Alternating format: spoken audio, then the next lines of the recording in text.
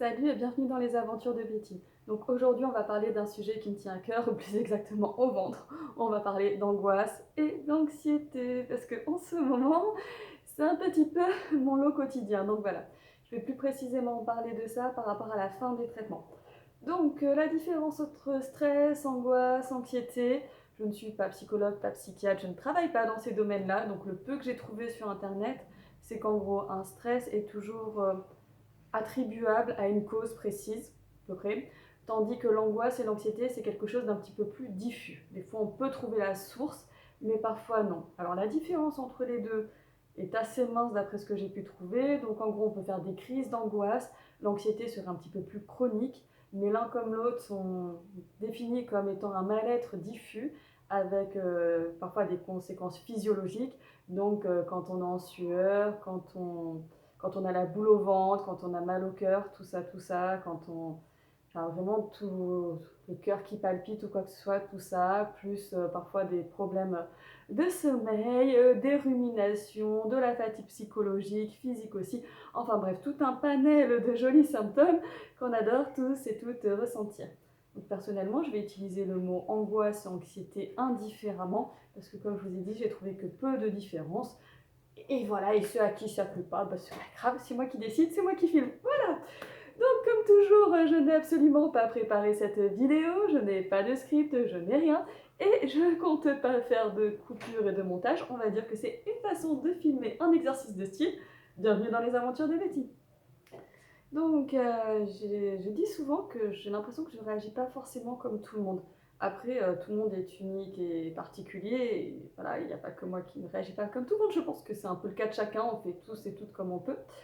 Donc j'aurais pensé avant que tout ça m'arrive que s'il y a bien un moment où j'aurais vraiment été angoissée, anxieuse ou quoi que ce soit, c'est à l'annonce de mon diagnostic. Parce que quand même, quand on vous annonce que vous avez un cancer, il y a un peu cette angoisse de la mort normalement sous-jacente.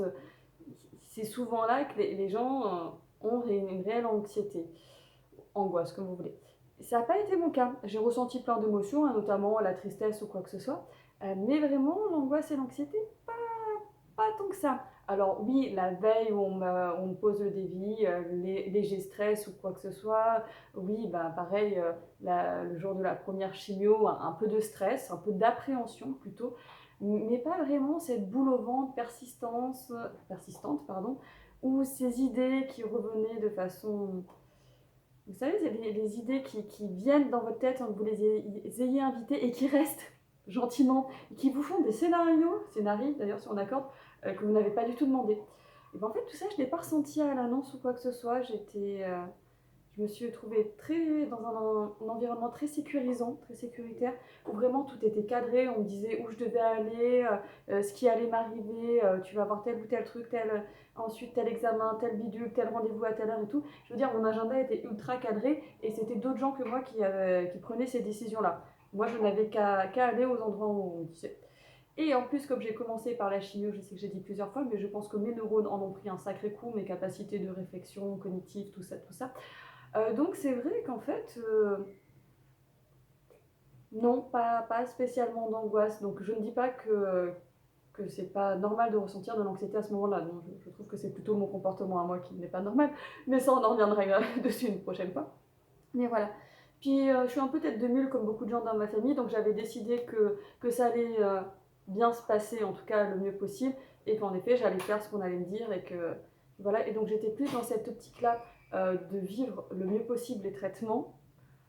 Donc j'avais un objectif, quelque chose à faire de façon quotidienne, et comme je vous dis, en plus pendant un très long moment, mes neurones étaient partis très loin. Puis après il y a la pandémie, donc ils ont oublié de revenir, vous voyez ce que je veux dire. Donc ça allait. Et là, il s'avère qu'il n'y a pas très longtemps, j'ai fini mes traitements. Ouais, je n'ai plus aucun traitement. Je n'ai plus de chimio, je n'ai plus de radiothérapie. La mastectomie, c'est bon, on me l'a déjà faite. Et j'ai fini mon année entière post-intervention de thérapie ciblée. Donc pour ma part, c'était l'herceptine. Et comme j'ai dit plusieurs fois, comme je n'aurai pas d'hormonothérapie, j'ai fini mes traitements. Ouais, c'est trop bien. Et c'est à ce moment-là qu'arrivait l'angoisse, le stress, l'anxiété, tout ça, tout ça. Ça et le fait que mon arrêt de travail s'est terminé peu de temps après mon dernier traitement. Ça m'a... Oh, si vous saviez comme ça m'angoisser. Mais un truc vraiment terrible, hein. Alors, je dirais pas des insomnies parce qu'en fait, je tiens de ma grand-mère et j'arrive plutôt à bien dormir. Mais pour moi, quand même, le sommeil était de moins bonne qualité avec des ruminations, des pensées intempestives. J'étais là, enfin, vraiment, ça a été l'angoisse totale. Vraiment, je me sentais vraiment pas bien et je ne savais pas quoi faire pour arriver à sortir de cet état-là parce que j'étais là. Enfin, t'es contente, t'as fini tout totalement, c'est genre trop bien. Et là, tout d'un coup, j'ai réalisé que oui, j'ai tout fini, c'est génial, mais je ne suis pas apte du tout à retourner dans la vie active. C'est pas possible, je peux pas là demain reprendre le travail, même à mi-temps thérapeutique. Non, c'est un calvaire, je suis encore fatiguée. Si je fais pas la sieste entre midi et deux, juste une demi-heure certes, mais dans mon taf, je peux pas le faire. C'est pas possible. Le soir à 19h30, il y a plus de son, plus d'image.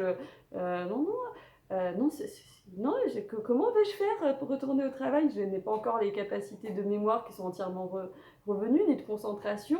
Il y a des jours où vraiment je pète le feu et d'autres jours j'ai envie de me dire hey, je crois que j'étais plus en forme sous chimio. On en refait une pour comparer? Non, je plaisante, on ne refait pas de chimio pour comparer, merci bien. Voilà, donc très très angoissée, très très anxieuse. Et je me demandais aussi comment j'allais faire, si quelqu'un allait bien vouloir me renouveler mon arrêt de travail et tout. En plus, je me sentais pas du tout légitime parce que j'avais plus de traitement. Donc on a beau essayer de me rassurer, hein, ma mère, mes amis en disant bah quand même, ça fait 1 an et demi que tu as des traitements, ta reconstruction elle est loin d'être finie, enfin tu as quand même des bonnes raisons d'être encore fatiguée. Sachant que quand vous n'avez plus votre traitement, lui il continue d'être encore efficace dans votre organisme, hein, le jour de votre dernier traitement, lui il est encore efficace pendant quelques semaines, voire quelques mois. Donc voilà, et puis voilà, ça m'a mis mais dans un stress assez impressionnant. Donc j'ai pris rendez-vous avec un des médecins qui me suit. Je dis bonjour, comment vous dire, mon arrêt de travail se termine et ça va pas être possible. Et il m'a vu dans un état, il a fait non mais respire, détends-toi, ça va bien se passer. Oui là en effet t'es pas hâte, mais c'est normal. Il y a toute cette année et demie, presque 2 ans qui s'est écoulée, plus voilà, ton organisme, tout ce qu'il a dû accumuler, qu'il est encore en traitement et tout. Et donc il n'y a pas de souci, je te renouvelle l'arrêt de travail. Voilà. Et en fait, pour lui, c'était tout à fait normal. Enfin, le médecin, si vous voulez, ne m'a pas fait un arrêt de travail de convalescence, hein, qu'on se tienne pour dire. C'est pas parce qu'il m'a vu, il m'a dit ah oui, non, elle est sympa, on va lui faire un arrêt de travail. Non, non, pas du tout. C'est que quand je vous dis ça, c'est que je ne suis pas apte. Donc là, vous me voyez, oui, j'ai pas de mine, vive le maquillage, et voilà, et les éclairages. Mais non, non, je vais faire en sorte d'être opérationnelle pour pouvoir reprendre à la date qui est prévue entre mon employeur et moi, en accord avec les médecins, etc. Mais c'est vrai qu'à un instant T, ça m'a mis dans une anxiété limite, j'aurais eu des cheveux blancs, quoi, un truc de fou. Et voilà, donc je voulais juste vous dire, si comme moi, des fois vous avez ressenti de l'angoisse, de l'anxiété, pas forcément au moment où tout le monde s'y attend. Donc moi, je vous dis, ça a été à la fin des traitements et à la fin de mon arrêt de travail qui était lié à mes traitements, en me demandant mais qu'est-ce que je vais faire, qu'est-ce que je vais devenir, etc. Et bien en fait, moi, c'est ça qui m'angoisse le plus. Ça n'a pas été tous les traitements parce que je savais ce que j'avais à faire, je savais où je devais aller, je savais entre guillemets ce que je devais attendre de moi-même et tout. Et là, en fait, c'est le vide, c'est fini, c'est-à-dire que j'avais plus que la reconstruction. Et en fait, il va falloir retourner dans la vie, retourner dans le grand bain, hein, pas dans le petit bassin pour enfants où on est bien, on est dans un endroit voilà, qu'on connaît, cocooning, sécuritaire, avec que des gens qui vous veulent du bien, etc. Il va falloir retourner affronter la vie, il va falloir se reconfronter à des nouvelles choses, voir si finalement tout le chemin que j'ai fait ou que je pense avoir fait, c'est réellement ça, ou si, comme là, à la moindre difficulté, stress, anxiété, angoisse, tout ça, je retombe dans tous mes travers. Et ben on est à la moitié, hein, parce que avec le stress, je suis quand même bien retombée dans plein de mes travers, mais j'en ai eu conscience, voilà. Hein. Il y a déjà un progrès, j'en ai eu conscience, j'essaye de ne pas me culpabiliser par rapport à ça, et c'est vraiment ça que j'aimerais transmettre dans cette vidéo, c'est que si à un moment vous êtes stressé ou angoissé et que pour vous, il n'y a pas de raison, c'est d'ailleurs le principe même du stress et de l'angoisse, c'est comme définition, ce sont des peurs sans objet. Donc voilà, c'est qu'on ne sait pas toujours ce qui nous angoisse. Et bien en fait, ne vous culpabilisez pas. Vous êtes passé par tellement d'épreuves, par tellement de choses. Votre corps, votre mental, tout a été remis en cause tellement de fois, tellement. Enfin, on a été attaqué dans notre chair, littéralement. On peut faire une blague, attaqué dans notre chair, dans notre sein, etc. Enfin, vraiment. Donc à un moment, il faut arriver à se déculpabiliser et se dire, ok, là il y a un truc qui me stresse, il y a un truc qui m'angoisse, est-ce que je vais arriver à trouver ce que c'est ou pas? À quel niveau de stress ou d'angoisse je suis? Donc n'oubliez pas que si vraiment vous atteignez des niveaux où c'est difficile à gérer au quotidien ou quoi que ce soit, il y a des professionnels de santé qui sont là pour ça, donc il y a médecins traitants, oncologues, etc. Il y a aussi psychologues, psychiatres, et qu'il ne faut pas hésiter ou avoir honte ou quoi que ce soit de dire coucou, j'aurais peut-être besoin d'aide de médicaments aussi, soit pour mieux dormir, soit pour gérer une angoisse vraiment qui viendrait d'un coup et qui serait psychiquement et physiquement invalidante. Il y a des médicaments qui sont là pour détendre ou quoi que ce soit. Donc ça, c'est un truc où il faut vraiment pas hésiter. Moi, pour ma part, je démarre toujours en allant à la pharmacie à côté où elles me connaissent, etc. Et je commence par l'étape des plantes. Donc bien entendu, on vérifie que les plantes n'ont pas d'interaction avec les traitements en cours ou pas, ou quoi que ce soit. Si c'est hormonodépendant, il y a plein de plantes auxquelles il faut faire attention ou quoi que ce soit. Donc moi, je sais qu'elles sont calées. Là, en plus, moi, j'étais plus sous traitement, donc voilà. Et voilà, je sais que moi, première étape, je commence par des plantes. Et si je vois que ça ne suffit pas, en fait, je sais que je peux me tourner vers des professionnels de santé qui vont pouvoir m'aiguiller vers d'autres choses un peu plus conventionnelles, comme des médicaments. Donc, qu'est-ce que j'ai pris? Ouais, j'ai pris des petits comprimés de mélatonine pour dormir. Alors, comme je vous disais, le sommeil chez moi, c'est pas vraiment un problème, mais je sentais qu'il était de moins bonne qualité. Et vraiment un sommeil réparateur pour affronter une journée et lutter contre tous les signes de l'angoisse et de l'anxiété, je pense qu'en ayant bien dormi, c'est quand même vachement plus simple. Donc je me suis dit, ben voilà, c'est reparti. Tous les soirs, je vais prendre un peu de mélatonine. Parce que là, je me rendais compte que j'avais une tendance à me coucher de plus en plus tard, avec cette envie de ne pas vraiment aller dormir.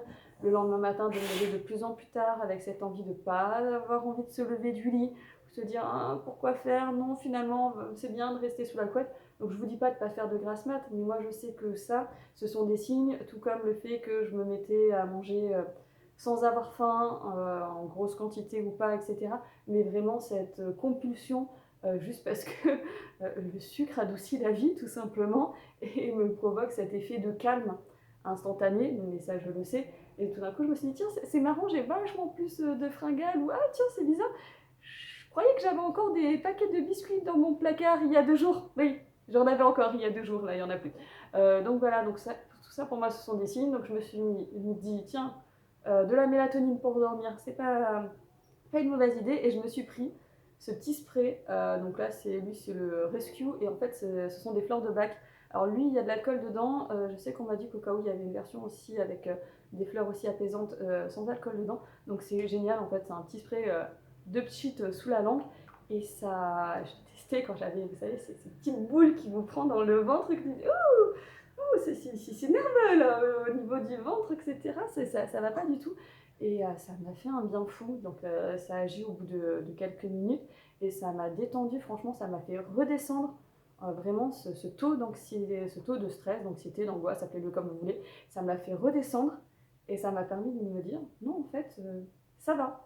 Ça va, je vais survivre à je ne sais pas quoi. J'ai survécu au cancer, on va peut-être survivre à la vie. Mais là, ça va aller. Et j'avoue que là, en ce moment, ça m'est bien utile. C'est pratique, en plus, ça peut se mettre dans le sac à main, tout ça. Donc très utile. Et quand je sens qu'il y a des fois, il y a cette boule comme ça qui me remonte. Donc je vous dis, j'ai plus ou moins identifié. Moi, c'est le retour, on va dire, à la vie active. Pas forcément que le travail, hein, mais le fait qu'à un moment ou à un autre, il faut aussi retourner dans la vie, parce que c'était ça le but, hein, de survivre au cancer, c'est de retourner à la vie, pas d'y aller, de ne pas la quitter. Et ça m'angoisse un petit peu, voilà, j'ai cette petite anxiété.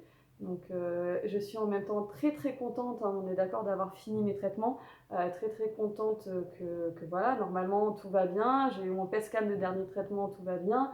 Là je vais passer mon IRM à la fin du mois, oui, parce que du coup là c'est plus compliqué pour trouver des dates d'IRM, il faut que ça aille avec la reconstruction, il faut que ça aille avec le retour du cycle hormonal, etc. Tout ça. Donc là, bizarrement, trouver une date pour l'IRM de ma mère, ça a été complexe. Mais bon, chacun fait de son mieux. Et voilà, je sais que je vais l'avoir à la fin du mois. Je croise les doigts pour que les résultats soient bons, qu'ils ne voient rien du tout. Et à partir de là, vraiment, voilà, je reverrai tout le monde dans 6 mois pour de prochains examens. Dans 6 mois, je sais, je suis tellement extraordinaire que tout le monde a envie de me voir. On n'en doute pas. Un peu de flatterie pour l'ego, ça fait pas de mal. Mais voilà, donc je voulais juste faire une vidéo, voilà, sur ce sujet stress, anxiété, Et que s'il y en a parmi vous qui regardent ça et qui souffrent de ça, donc selon les niveaux, n'hésitez pas à en parler, n'hésitez pas à prendre des médicaments qui pourraient vous faire du bien, à prendre des infusions, à prendre des plantes, voilà, il y a sous forme de spray, il y a des huiles essentielles aussi que vous pouvez mettre sous la langue et tout. N'oubliez pas tout ce qui est huile essentielle, plantes, etc. Il faut faire attention aux interactions. Vous dites pas c'est bon, ce sont des plantes, je peux prendre ce que je veux sans voir si ça interagit avec mes traitements ou pas. Non, non. Mais franchement, ça peut aider, ça peut soulager. Vous voyez, il y a des formats quand même très pratiques qu'on peut embarquer partout. Et oui, c'est normal d'être stressée, d'être anxieuse. Oui, c'est normal d'avoir besoin d'en parler. Et en fait, ça peut arriver à n'importe quel moment de votre parcours de soins. Et surtout, ne vous culpabilisez pas à vous dire, comme moi je l'ai fait, j'ai un peu culpabilisé au début en disant, bon, c'est bon, en fait, tous tes soins sont finis. Pourquoi est-ce que là, c'est maintenant que tu as envie d'embêter toute la planète en disant, oh mon Dieu, ça va pas. Eh ben oui, c'est comme ça, c'est normal. Et puis il faut essayer d'apprivoiser ça et de faire avec ces nouvelles choses qui arrivent et de s'adapter au mieux. Et c'est ça en fait le plus important, c'est que de faire au mieux pour essayer de bien le vivre. Et puis, advienne que pourra. Voilà, je ne sais pas si cette vidéo sera utile à quelqu'un ou pas. Si encore une fois, je suis un peu la seule à penser de façon totalement décalée. Au pire, ça fera de moi quelqu'un d'unique. Voilà, je vous dis à très vite pour de nouvelles aventures. Bye!